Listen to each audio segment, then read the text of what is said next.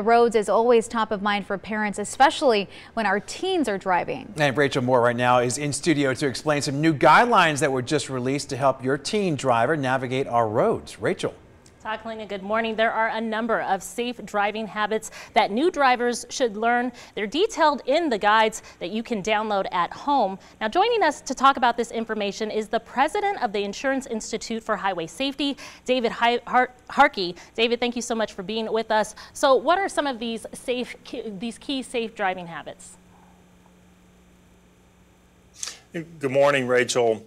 Well, I think one of the things that we want parents to understand is how much more of a risk their teen is of being involved in a crash. And so we see this in the statistics that we look at, about 4 times greater being involved in a crash as a teen as when you get to be 20 or older. And so, we're trying to put this resource out there to really help parents navigate these formative years, and it covers everything from how you choose a vehicle to how do you embrace technology and use that to keep your teens safe, to how do you communicate with them and put rules and restrictions in place to help them during these formative driving years. Let's first talk about what is the safest kind of car for teens to drive.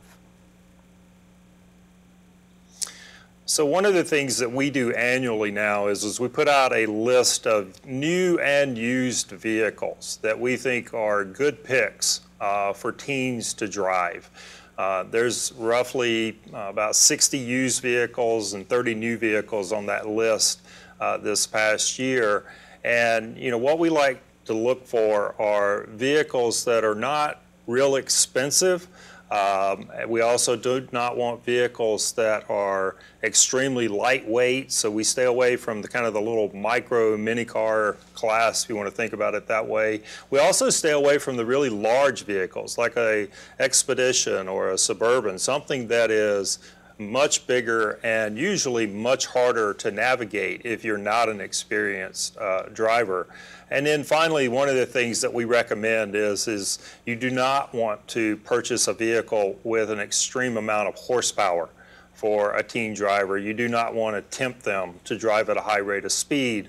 And so that's some of the criteria that we use in coming up with this list. David Harkey, thank you so much for being with us. We will have information posted on our website and how to download those guides. Go to ktnv.com. Live in studio, Rachel Moore, 13 Action News.